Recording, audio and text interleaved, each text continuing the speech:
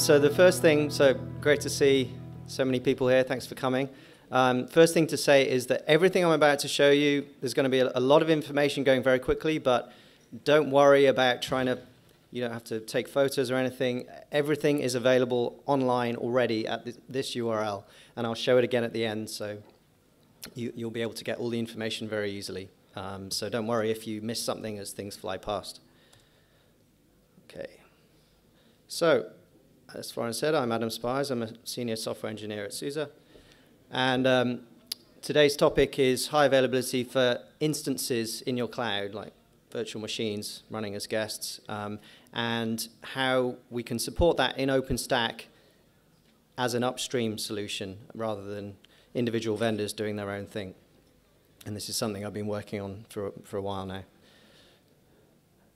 So this is a kind of follow-on talk from a talk I gave at the OpenStack Summit in Austin. And again, there's links here which you can capture now or afterwards. At the time, the community was just starting to get together and talk about how we could converge on a solution. We had these various different independent solutions, and we wanted to stop reinventing each other's wheels and converge them together. So that's when around that time the convergence process started. And much more recently, I gave a SQL follow-up talk in Boston, which is essentially, it's quite similar to what I'm going to talk about today, but today, because I only have 30 minutes versus 40 minutes in Boston, so this is going to be an accelerated thing, so I've had to chop some things out, but I've added some new stuff in as well. So yeah, there'll be points in the presentation today where I'll say, I'm sorry, I don't have time to talk about that, but refer back to this previous talk to get more details if you're interested. So let's get started. So firstly, I'll talk about the difference between high availability on the compute plane versus the control plane, and why they both matter, why it's important that we have high availability of both in OpenStack.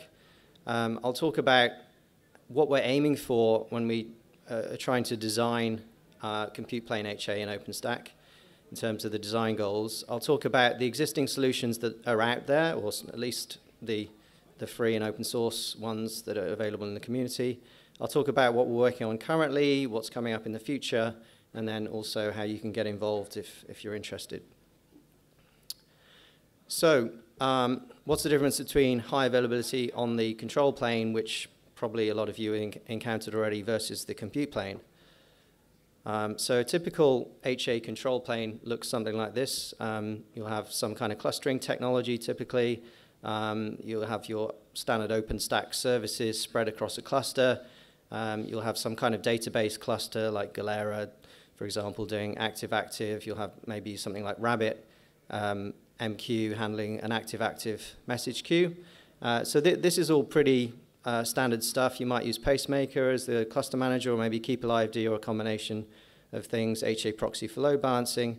And essentially what it gives you is automatic restart of controller services, which means that you can automatically deal with hardware failures, and your overall uptime of your control plane will be increased. So this is kind of mostly a solved problem. There are a few kind of corner areas where things are still in progress, but it's mostly in a good place.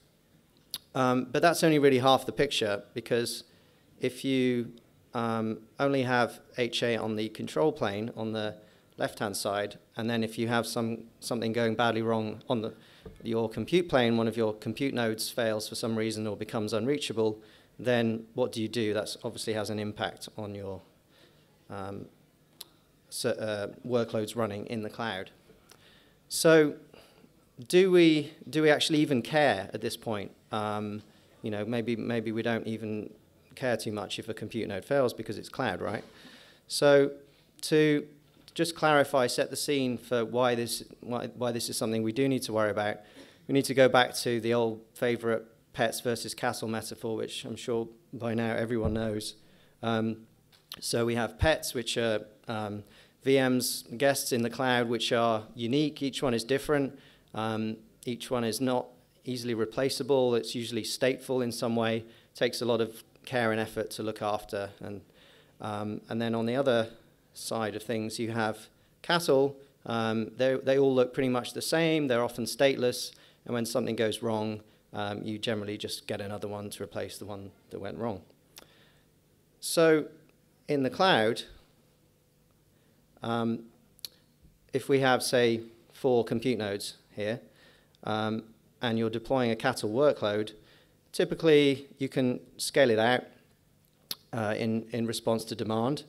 And something might go wrong with one of those VMs, cattle workloads. But that's OK, because you can just deploy another one, and it will take over from the one that failed. And you might want to continue scaling out. Maybe you have multiple cattle workloads, and they all scale.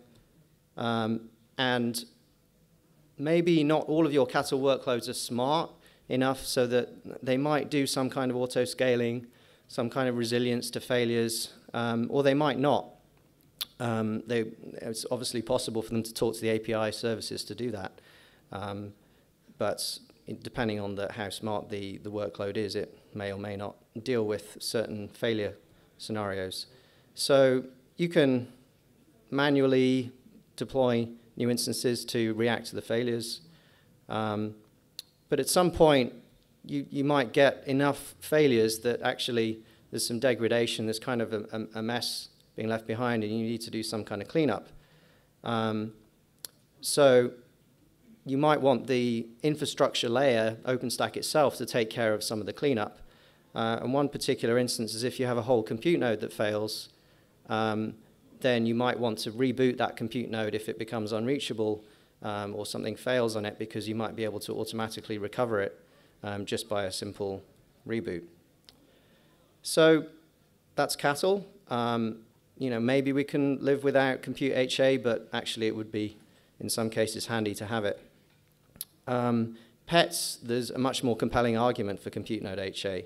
So we have manageability benefits of just anything you put into OpenStack. As we know, it has lots of great management capabilities. So we want to benefit from those rather than having to run a separate estate just for all your pets. And just have everything in a single pane of glass is useful. And converting pets to cattle is a very difficult and expensive process, so it's easier just to phase things out and then replace them with cattle. So, pet failures in the cloud. What happens if we have a mixture of cattle and pets in the cloud? Well, it gets much more tricky now, because if one of our compute nodes fails, then we can't just start any of the pets that failed on that compute node elsewhere, because we might have a situation where the pets are accessing shared storage on the back end. And if a compute node becomes unreachable, we don't know for sure, is it actually dead, or is it still running, and is it maybe still writing to the shared storage?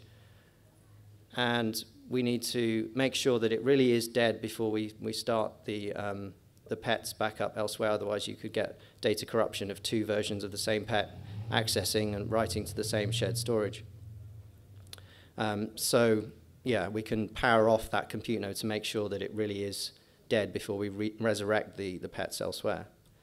So to summarize, I'd say that OpenStack really does need compute HA because it's sometimes useful in the cattle scenario, and it's definitely useful for pets. And there's basically in OpenStack an upstream consensus around this to the extent that we have a user story that the product working group has approved, which has been there for a while, describing pretty much exactly what I just said, explaining that we want some kind of auto recovery at the infrastructure as a service layer in OpenStack, not just at the application and workload layer. Okay, so now we've established that we do want HA of the compute plane. So what do we want it to look like? What are the important characteristics? So the first one obviously is scalability, because we all know that we want to be able to scale to hundreds or even thousands of compute nodes. there is a standard approach to this now that has been established for a while, which is to use Pacemaker remote on the control plane, Pacemaker on the control plane, and then this thing called Pacemaker remote on the compute plane, and they talk to each other, and it allows Pacemaker, the cluster manager, to manage the compute services on the compute plane, and that's a scalable architecture. And so the upstream community is pretty much agreed that this is the way to go. So we also want to handle different failure modes. So we could have a whole compute node failing or becoming unreachable. Maybe the kernel hangs or crashes or something like that. Maybe libvirt or something in the kind of KVM or hypervisor layer fails, or Nova Compute that is talking to that virtualization layer. We could have a failure actually on the control plane as well, and then we still need to make sure that our recovery process can recover from a control plane failure. And the thing that is responsible for doing the recovery itself also could fail, but we want to make sure when we recover the recovery component that our recoveries continue. So it has to be super resilient, basically. And finally, we want to make sure that if an individual VM fails at the infrastructure layer, not the application inside it, then we can deal with that as well. So of all these explosions that I've just shown you of things going wrong, this last one of something happening inside a VM is the only one that it's not our business to deal with, because there's this divide between what cloud operators are responsible for, which is the cloud infrastructure, and what your application developers and DevOps guys and the people who are in charge of running the actual applications in the cloud are responsible for. And this one falls on the side of the application guys.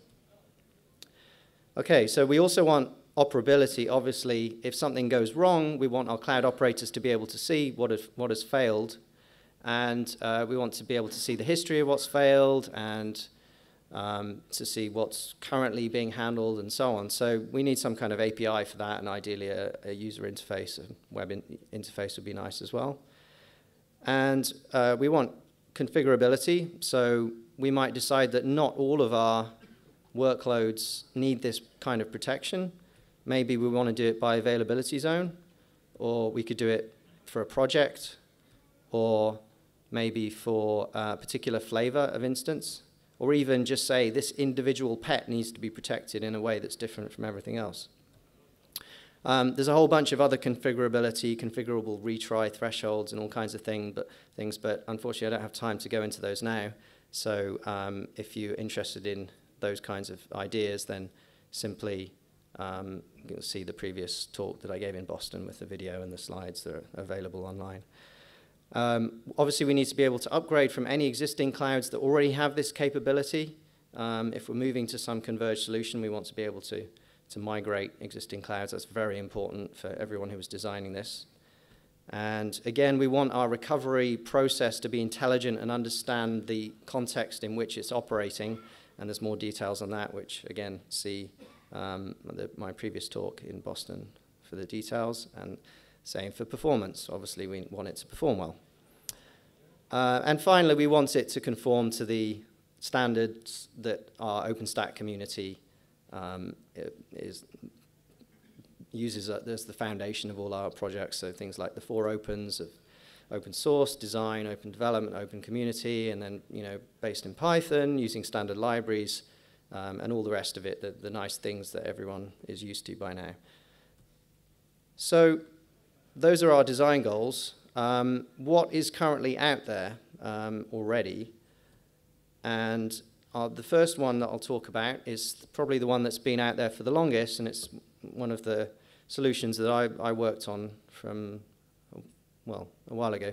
And it's based on Pacemaker, the cluster manager, and then these extensions, kind of plugins to Pacemaker, which are called resource agents, specifically for making the compute plane highly available.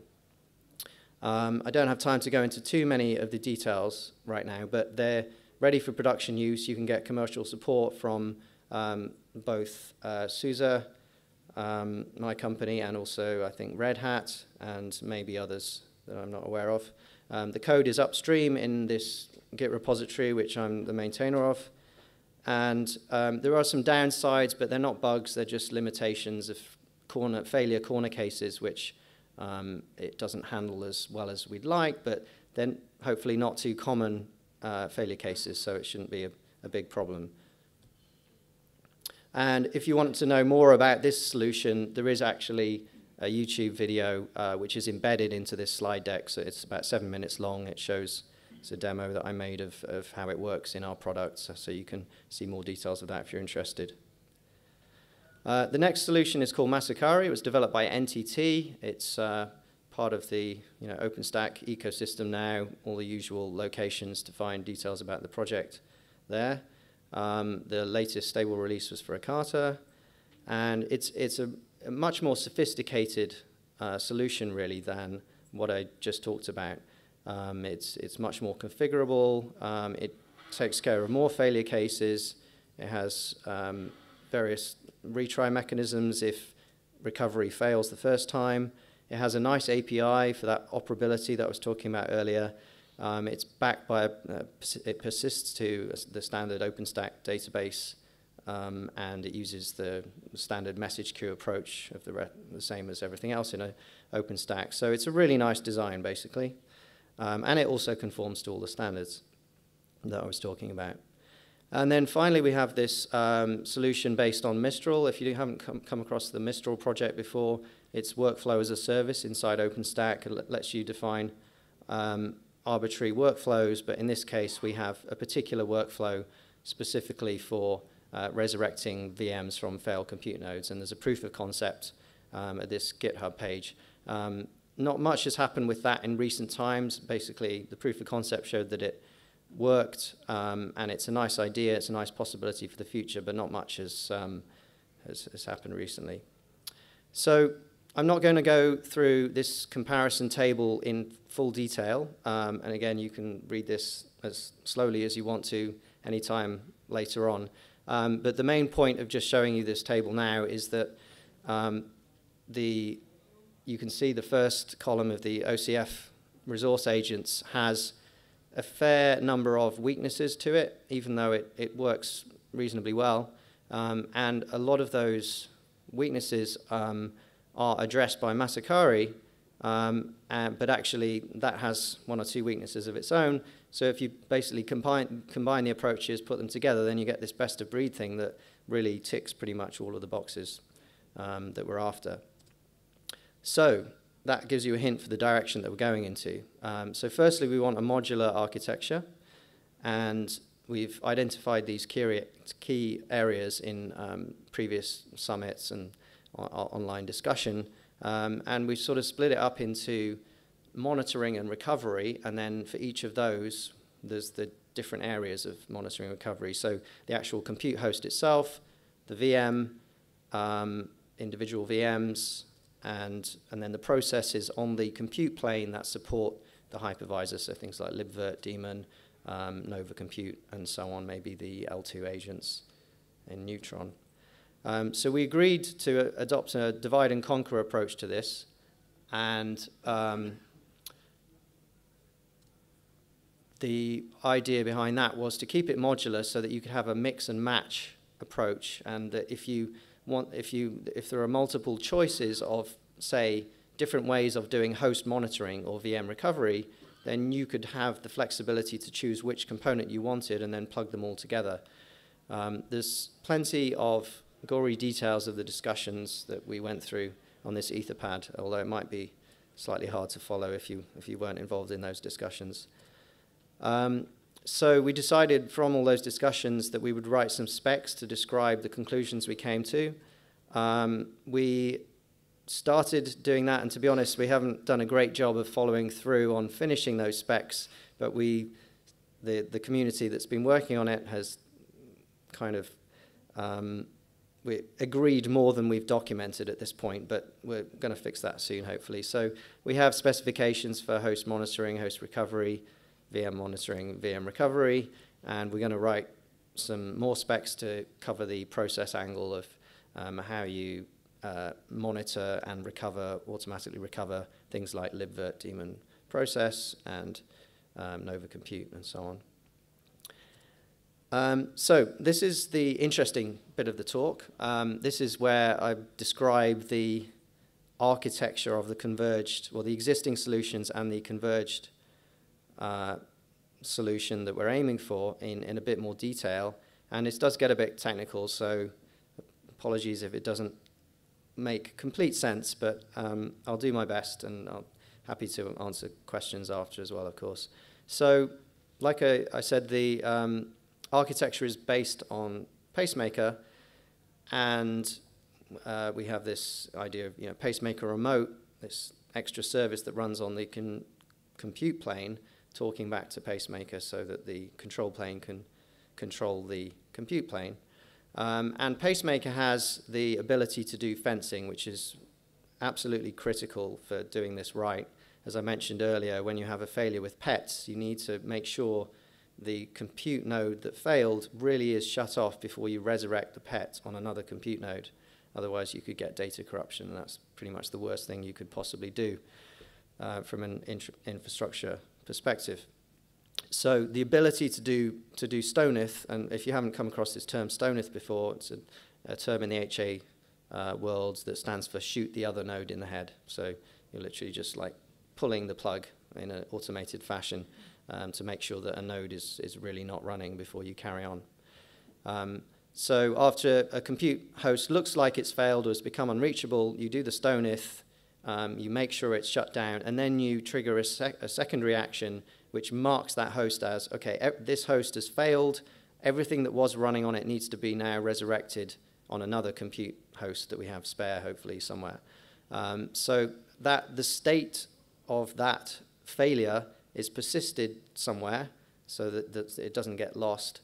And the first place it gets stored in is this attribute database, attrid, on the right-hand side there. And then from there, that flag to say, okay, we've got a compute host that failed that we need to deal with, will get passed off from the monitoring section of this architecture through to the recovery section. So you can see the top half of the screen, or the top 2/3 really, is all about monitoring, and the bottom third is about recovery. And remember, I described the modular architecture, so we want to try and keep those cleanly separated. So in the existing architecture, we have these OCF resource agents, and the one at the bottom there, Nova Evacuate, is responsible for doing the recovery. And then we also have this Mistral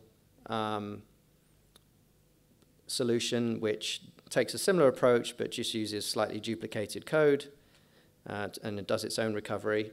And then we also have masakari that I mentioned, which does its own monitoring and has its own API service that would initiate recovery after it's been notified of a failure.